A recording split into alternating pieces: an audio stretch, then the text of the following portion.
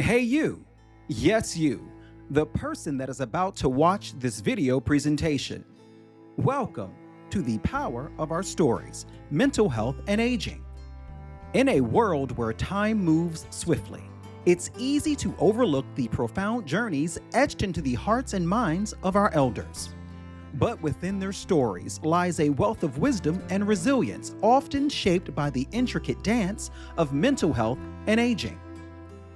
Join us as we embark on a journey to unravel the untold narratives, the silent battles, and the triumphant victories that form the tapestry of aging. Through poignant anecdotes and expert insights, we'll explore the nuances of mental well-being in the later years, 50 and beyond, challenging stereotypes and fostering a deeper understanding of the human spirit. Together, let's celebrate the resilience of our elders 50 and above, amplify their voices, and ignite conversations that inspire compassion, inspire empathy, and inspire meaningful change. Because in the power of our stories lies the roadmap to a future where mental health and aging intersect with dignity, grace, and unwavering strength. This is The Power of Our Stories, brought to you by the Hope Center, where healing takes center stage. I am Julius J.U. Jones, your trained conductor and narrator for today. Welcome to a world where every story matters.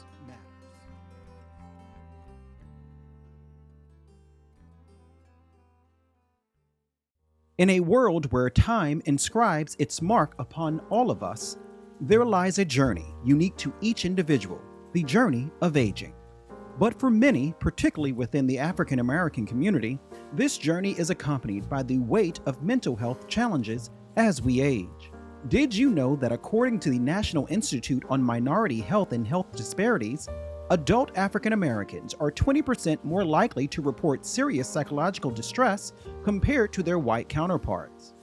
Furthermore, the Institute reveals that adult African Americans living in poverty are 2 to 3 times more likely to report serious psychological distress compared to those not living in poverty. Yet, within these statistics lies a testament to resilience, a testament to community, and a testament to the power of support like support services from the Hope Center. Through education, understanding, and collective effort, we can reshape the narrative surrounding mental health and aging in the African American community. My name is Harold Hatter. My name is Marcy. My name is Lynn Robinson. Reverend Theron A. Jones. Betty Arlene Davis. Charles Powell. Sandra Bell. Deacon Laverne King. Vicki Jenkins. Rejoice Wright. Michael Wallen Jr., also known as Pastor Mike. Vibrant, amazing, and powerful, every introduced individual is an integral part of the faith community at First Corinthian Baptist Church, FCBC, located in Harlem, New York, where they are 83. 52 years young. 76 years old. 58, 70, 59. 62. 73. 77. I'll be 75. 74 years old. hailing from a lot of places, including but not limited to Harlem, USA. I was born and raised in Milwaukee, Wisconsin, and I currently live in Yonkers, New York. I am from Roosevelt, New York, and I currently live in New Jersey. Harlem, New York. I was born in New Orleans, Louisiana, lived there for a number of years until I was adopted, moved then to Alexandria, Louisiana, and then several other spots along the way. And I currently live in Parkchester in the Bronx. I am from Harlem, New York, born in Harlem Hospital. and holding a host of careers, including but not limited to. So I was a hospital administrator 20 years, retired in 2019. My career, I'm retired now. I used to work for OPWDD, which is an agency that cares for a developmental disability population. I worked there for close to 25 years. I am currently the senior pastor of First Corinthian Baptist Church and father, husband, and more recently, a grandfather, better known as Papa. Since this broadcast was all about mental health, we ask each participant to define mental health in their own words. But first, let's have some fun. What superhero does everyone want to be? You know, if I could be any superhero, it would be Wonder Woman. She was a bad young lady. She was white, but she was bad. Everything reflected off of her. She didn't take no mess. And I just enjoyed her. I mean, I felt like Superwoman when I was watching her. You know, I could do anything, basically. I would go as a zebra. Zebras are so unique that the stripes throughout their life are so unique that there's not another zebra in all of the continents combined that have the same patterns, and I'm just that unique. All right, so let's get back to the task at hand. What is mental health to you? It means a sense of community, a sense of purpose, and a sense of value. Mental health for me means that I'm not fractured, I'm not broken, that I can be fixed and repaired emotionally, spiritually, and mentally. And if I seek out the help and I embrace the community around me. 20 years ago, mental health would be just working with your family and working with your friends, you know, and just talking to them about your problems and theirs.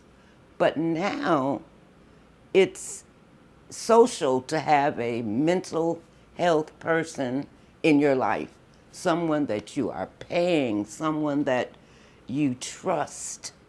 And I'm talking about real men and women who actually get paid to help you with your mental. Mental health means being able to take care, enjoy life, which some of us can't do depending on our mental stability. You know, we suffer from depression and it's hard sometimes. We don't know a lot of resources, but I'm glad that we have resources out here. Mental health is a big thing and it needs to be addressed. Following each guest's personal definition of mental health, Dr. Lena L. Green, the executive director of Hope Center Harlem, chimed in with a comprehensive answer. So when I think about mental health, I also have to think about wellness. And so it includes our emotional, psychological, and social well-being. It affects how we think, how we feel, how we act, how we make decisions, how we handle stress, how we relate to others, and how we make choices. And that can change over time depending on many factors. I think that mental health is an active process. It's an internal resource that helps us think, feel, connect, and function at our optimal selves. And when managing many of life's events and emotions, it helps us also to have a sense of equilibrium.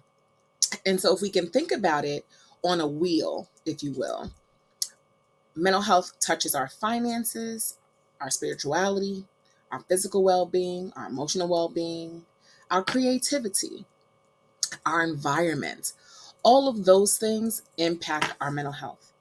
And so when we think about the factors that impact our mental health, we have to also think about the things that make up who we are. And so that includes our culture, access, genomics, and our environment. And so culture is one of the things that's really a set of beliefs, our values, our attitudes, our practices, and our norms that characterize who we are as a group or society. It plays a significant role in shaping how we think about our mental health. Access, having access to competent care, to affordable care, really affordable mental health resources. And when we think about genomics, we're really talking about stress, the things that really impact our genetics. And the last thing I'll say is environment. This includes our neighborhoods. Do we have access to things like clean water? What about transportation? Are the areas we living in, are those walkable? Are we near schools, workspaces, green spaces like parks? When we're out and about, do we feel safe? Do we feel like we can go from one place to another and stay free from harm? And so those are some of the things that really include our ability to feel mentally healthy and well. As you may be aware, mental health is subject to change over time. Let's check in with Deacon King to see how her mental health has evolved over the years. Well, my mental health has changed over time. There were times when I thought that my mental health was okay, when it really wasn't. Didn't really understand, for lack of a better way of putting it, how far left I really was.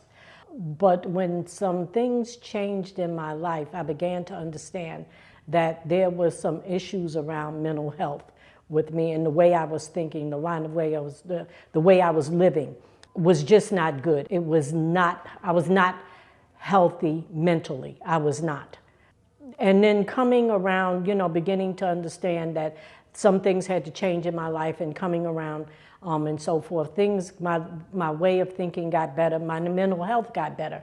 I felt more stable. I felt like I was living my life in a kind of way that was productive. I'm not under a tremendous amount of stress all of the time. Of course, there's always stress, but living under stress constantly is very poor mental health. So I felt like I was doing okay until July 24th, 2005. And that was the day I lost my daughter. And I do feel like on that day, I could have lost my mind. On that following morning, I was in a psychiatrist's office. It was on a Monday morning, because I felt like if I didn't make it there and I didn't have somebody to release or try to release some of the pain, I just don't know what would have happened. And on that day, on July 24, 2005, my life changed forever. I knew I had to kind of sort of sustain myself in some kind of way. At that time, I had been here at FCBC for a year. Had I not been here, I don't know what would have happened. What could have happened probably would not have been good had I not had FCBC as a foundation. So I was always grateful for that. It took some time, and I mean, it takes time to get over losing a child. You never get over that. There is not a day that goes by that I do not think of her. Some days it's like it happened yesterday. But because I am so stable in my spiritual life, I can move, I can work, I can live. She can move, she can work, she can live through psychiatry and her faith. Now, let's check in with Miss Joyce Wright. I never really thought of mental health as far as I was concerned, because I am this strong black woman, and I never even imagined that I would have a mental health issue until I had a very serious eye surgery that was so extremely painful. And the people in my life that were there at the time know what I was going through. It was extremely painful that I really didn't want to live. I did not want to live. I never thought that I would even think that at my age, but it's real. And it's very serious. And then I came out of it from a song, a simple song, brought me back to my senses, and I thank God for that song. And I also thank God for my journey right now, and I owe oh my goodness, I owe so much. Right now, I'm experiencing another trauma in my life. I have stage 4 pancreatic cancer. And I feel, I've never thought that I would say, I thought it was going to break me and tear me down. But one thing that kept me afloat is my church family. FCBC has been there for me. I can't even express, I can't find the words to express how they have been there, from the pastoral team to the deacons, to my family, my friends, my son, all of the people in this church, my immediate group of people that pray for me every time they get a chance. They pray for me and there for me. I could name so many, but I'll be here all day trying to name all of them. But I just thank God for the space that I'm in right now, and I do feel empowered. my mental health status right now, I'm going to say it's okay. It's okay because I have such a strong support system. If I didn't, I really seriously don't know where I'd be. So I would strongly suggest that people find a very good, strong support system, as I did, so that they can move forward in their life with their mental health issues. Community and a strong support system. Let's move forward and check in with Reverend Theron Jones. There was an old TV show called The Flip Wilson Show. And one of the characters on this particular show, Flip Wilson was Geraldine. Geraldine's TV boyfriend's name, and you never met him, was Killer. And her operative word was, what you see is what you get. That's me. I don't look good wearing two faces. I am Theron Anthony Jones. You get the best version of me for that particular moment, that particular day. So I will go back to what you see is what you get. For me, the most significant journey moment up to right now, up to this taping, up to this showing, whoever's looking at it, would be Hurricane Katrina. Living in New Orleans, I was an educator. Actually, I was in school administration at the time. School had just started. We literally had cases of books and instruments still in cases, still in boxes when Hurricane Katrina hit. And I remember packing enough clothes for 3 days. There were kids that I taught. There were kids I was responsible for as relates to being at school. And even to this day, I don't know where those children who are now adults are.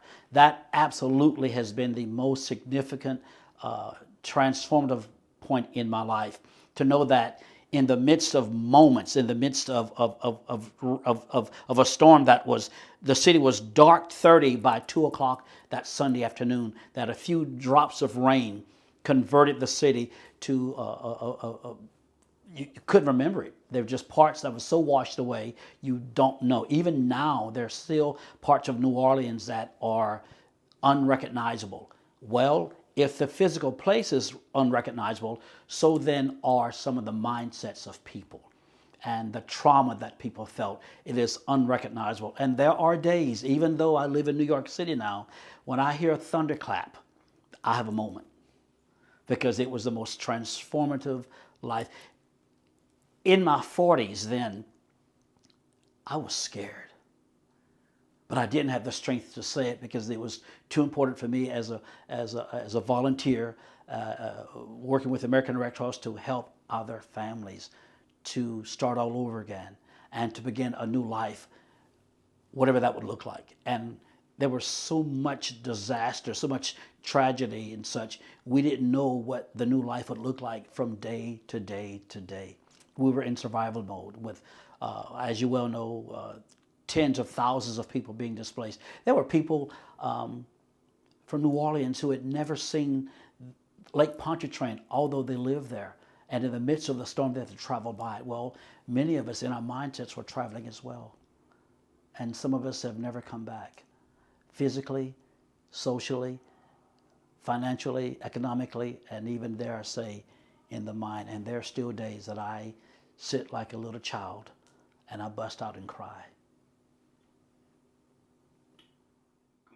Believe it or not, our church at that point, Original Morning Star, held morning worship services. And my job was pastor of senior citizens. So it was my assignment to make sure that all of our seniors and seasoned saints were okay. Well, many of them, like a typical New Orleanian, refused to leave. So we at least made sure that they had food, medications, and things. And some I even took to the New Orleans Superdome, which was the then mega center for those who just, it was too late for them to get on Interstate 10 to leave. As I was on I-10 in Metairie, Louisiana, heading to Alexandria, which is where my mother had already transitioned and to be in the presence of the Lord at that point. I was trying to get to Alexandria. Typically the way I drive, that's normally a 2.5 hour journey. 2.5 hours, I'm there. 13 hours later, I ended up at my sister's house in Woodworth, never getting to Dad's house that particular night. As we were leaving the city, as we were leaving in contraflow, and contraflow is all lanes of traffic were taking people out of New Orleans. So typically there are 3 lanes that bring you into the city on I-10, 3 lanes that take you out. No, sir. conversion, everything was taking you out. I looked back in the mirror as I was driving the church van, and I literally said to friends who were in the car, in the van with me, including one of my nephews, this city will never be the same. And even now, New Orleans has never fully recovered. When looking at mental health and aging, one might not believe that a pastor would have the same issues. Let's check in with Pastor Mike. For a large portion of my life, I did not realize I was battling with depression. I just thought it was part of my own emotional mood swings. I am a great Gemini, and so I thought that. But having dealt with serious physical ailments over my life, I now know in retrospect that I was depressed. I was battling anxiety. I didn't become aware of that until around 2012 when I began my own mental health journey, rather towards mental wellness, where I started seeing a therapist. And I realized the impact that trauma had on my life and the consequences of that trauma and the consequences of having numerous health issues from the time I was about 8 years old. And so I didn't realize until I started seeing a therapist how all these things I had experienced in my life had impacted me. So I would say that the moment I began therapy was a breakthrough moment for me because I became aware of the multiple issues I had been dealing with. I didn't have a name for it. I had not necessarily been diagnosed before that time. And so for me, 2012 was a major year. And then 2000 and I would say 14, I really started having some serious breakthroughs in therapy and really began earnestly moving down a path of healing from so many traumatic moments in my life. Faith and therapy. We love to see it. What words of advice would you share with someone about growing and maturing as an older adult? Well, one first thing I would say is that the contradictions of life are not final because as we journey through life and even as we get older, we sometimes find ourselves dealing with adverse realities, be they physical or emotional. And those adverse realities, those adverse situations or circumstances don't have the final word. So for me, that's a phrase I borrowed from Howard Thurman. The contradictions of life are not final, they are not definitive. That's one. Two, never stop dreaming. I think sometimes we put a timetable on ourselves and think we have to have certain things done by certain ages of our life. And the truth is, every day you wake up and you take a deep breath and you realize you have one more day, it's still another day to dream boldly and daringly, to pursue the dreams and the desires that you've had, because you're never too old to dream and you're never too old to pursue those dreams. So, in that regard, the timetable is an illusion. As long as you have life, you can continue to learn, grow, and evolve. I would just say stay open, be aware. You know, check yourself, right? Check yourself. We all know when we're moving off the path. We all know that.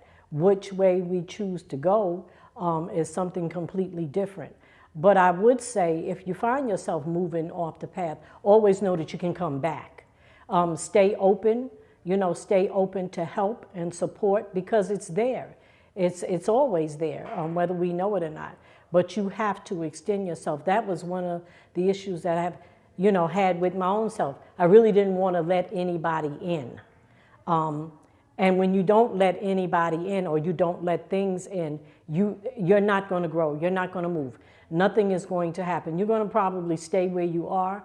But the minute you extend yourself and open yourself up to help, you will get help. It is all about getting the help that you need while prioritizing an active and healthy mind, body, and spirit, as that is vital for overall well being and resilience. Every day that I wake up, I look for the glass to be filled with whatever I'm to have, I'm to do, I'm to experience for that particular day. I am an Eagle Scout. I'm very proud of my activities with Boy Scouts of America. I love being outdoors. So if you tell me we're going to go walking somewhere, I'm there for the journey. If you tell me we're going to go hiking, I'm there. I love going upstate and obviously to other points where I can just be outside and smell some fresh air and to get a viewpoint. It's amazing when you look over some of the peaks and valleys, some of the sites that I'm hiking in and hiking around, and some of the lakes and all that. It gives you a fresh view as opposed to living in and experiencing the concrete jungle and the sounds of the subways all day and every day. I'm telling you, I love being outdoors, and it gives me opportunity to be one with God, to hear the voice of God, which incidentally sounds just like my voice. Imagine that. Well, to stay active in my body, I actually exercise. I don't do a lot, but I like to stretch. I love to stretch. It keeps me in a state where I can move, and actually, it feels good. Um, Try to press a little bit of weight, just so my muscles can be where they need to be. In my mind, I love to read. I'm always interested in new things, always interested in learning, and actually sharing what I know and sharing what I've learned. Spiritually, I stay rooted in the Word, and I stay rooted in FCBC. And I follow the carpenter, because that is actually my lifeline. That is how I live. That is how I love, and that is how I serve. I said years ago, I said that, I always knew it was more, to spirit, to the world of religion, the world of Christianity and all that. It had to be more. Just didn't know how to find the more, where the more was. I found it. I found it here at FCBC under the teachings of Pastor. And so I'm forever grateful for that. It has been an experience. It is a journey. I love the journey. I love to teach. I love to serve. I want people to be okay. I want everybody to win. And that is my goal in life, to just help people know who they are in God and what is actually possible for your life, that all things are possible. The one thing I do consistently, I wish I could say I exercise consistently, but I do a few times a week. I get to exercise and get some physical movement. But the one thing I do every day is meditate. Meditation has been a tremendous source of healing and strength for me. It has helped me to sometimes slow the world down and focus in on what is right before me. It keeps me present, because oftentimes as human beings, we have a tendency to live in two realities, past and future, and we don't always stay present with our present. And so I think some physical activity, exercise, and meditation has been a godsend for me and has been very transformative. So when I think about aging and our aging population, particularly the elderly, the things that support our mental health include our healthy behaviors and lifestyle. So doing things like eating well, getting enough sleep, being physically active, refraining from things or limiting things like tobacco or alcohol use and substances. I also think about being connectivity, right? I know that talking with some of our older folks, oftentimes the concern is around social isolation or loneliness. And so staying connected is a big part and really central to the aging process. We are not meant to be in isolation. We're meant to be connected to one another. It's how we relate, it's how we grow, it's how we learn, and it's how we connect. So remaining connected to family, to friends, to like-minded people, to your spiritual community, like your church. Really, all of those things help minimize issues around depression and loneliness, and really help to boost our emotional stability. Hi, my name is Rupali Dogra, and I am a geriatric yoga instructor here in New York City. For the past 6 months, I have been leading weekly chair yoga and meditation classes for senior adults at the Hope Center. Chair yoga and meditation program is based on the concept of holistic health or holistic well-being. It takes into account the various dimensions of health as we know, the physical, the emotional, the mental, the spiritual, And post-COVID, another aspect or pillar of human health that has come into prominence is the communal health or the social well-being of an individual. So the class, a typical class, is based on these pillars that define human health holistically.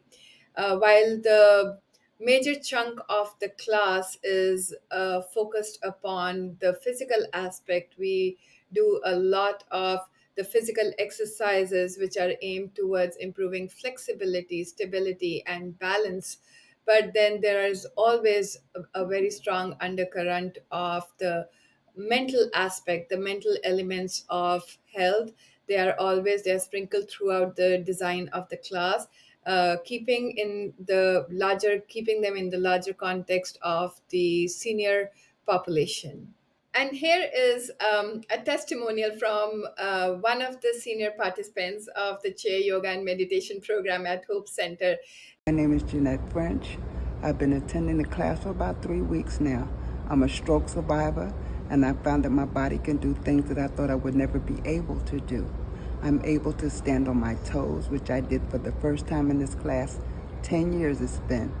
My body is much more pliable than it has ever been. I've learned that if I try and breathe, I can do anything that I'm asked to do with my body. I've been taught that if I breathe with my one nostril, that it will work. If I put my hand over my left nostril and breathe, it will help with my brain. I am learning so much in yoga.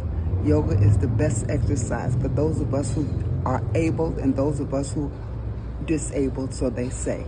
I'm no longer going to label myself as disabled as long as I can come to yoga and continue to practice, because this body will do exactly what it's supposed to do. And I thank my teachers so much. Namaste. Within this faith community, one thing remains abundantly clear. Mutual support thrives as the rhythm and clock of life continues. And while we're on this journey, let us not forget the healing power of laughter and joy. Post Hurricane Katrina, I served in Pineville, Louisiana as the pastor of bereavement. And the Lord's blessed me. I've been able to help hundreds of families to bury their loved ones. But every now and then we get a traditional Baptist who insists on going to the casket, and I think really for the performance measure. I really think it's for performance, and they want to shake the casket. They really want to get in there, and they want Big Mama to wake up, or they want Uncle Earl to wake up, or Jim Ed to wake up. And my mindset is, boo, if that glue hey, if that glue opens up his eyelid, or if them gases have been sucked out properly, when in the preparation of getting Uncle Ed ready, baby, and if he decides to set up in that casket, boo, it's going to be a hootenanny. Because if you think I'm going to stay in this church while he's risen, and every now and then dead bodies do have the way they move, or eyelid would open, but you up there waking and shaking and cutting up and carrying on, baby, let it be one day. And I would think that every time they would get to the casket to want to wake up Big Mama, I said, boo, if Big Mama wake up, she could have this whole church to herself. Trust and believe. One thing for sure, and two for certainty, I'm out.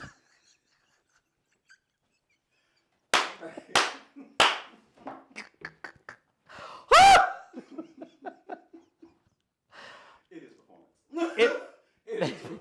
Babe, if you think Elder Jones is going to stay here, Reverend or not, one thing for sure, two for certain. Okay. Baby. Whoo! I used to model, and I get teased a lot by one of the pastors in this church. I'm not going to say her name, who teases me all the time about me being a model.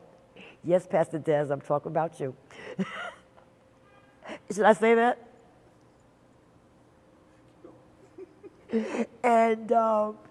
And that comes to mind. That makes me giggle. That makes me giggle of the things that I went through in my younger years, that I had the honor of being a model or model for some little agencies here and there. I was a little girl. I was probably 5 years old, and I was playing outside. It was the early summer. Oh my God. I was having such a good time. And my mother came and got me. And I'm like, what is going on? So she came upstairs. She made me and my brother get a bath and dressed us up, right? And took us to this photo studio. And I'm like, really? I was like, you interrupted my day for this. And even the picture today, when I look at the picture, I'm standing there with my hands behind my back. So whenever I see that picture, it always brings a smile to my face. How my day was interrupted for a photograph at 5. I thought it was ridiculous, with my poodle skirt on. So yeah, that always makes me smile. While chatting with each interviewee, it was evident that joy, laughter, and memories filled each room and mind. But what resonated the most was the shared wisdom of using life's ups and downs as fuel to empower the next generation. If there were one thing that I think that we could do, we would need more advertising, not just at FCBC. Advertising through television, advertising through Ricky Smiley, just advertising. It's got to get out there because we do not know.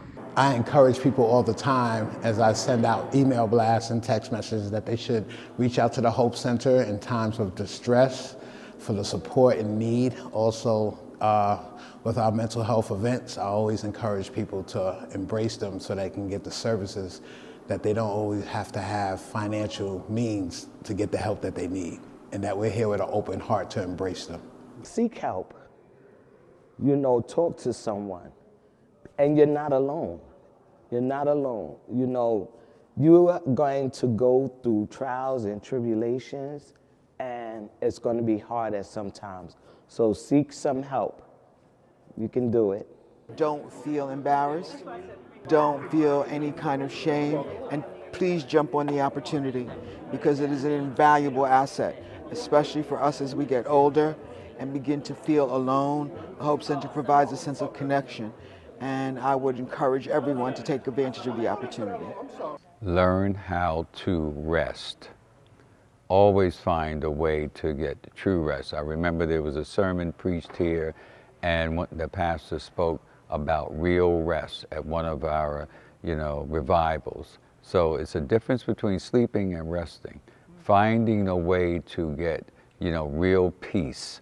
So that means you could be running around and doing different things, but you still can find a way to do it peacefully and restfully, as opposed to an agitated sense. So learn how to get true rest, because that's where peace and happiness resides.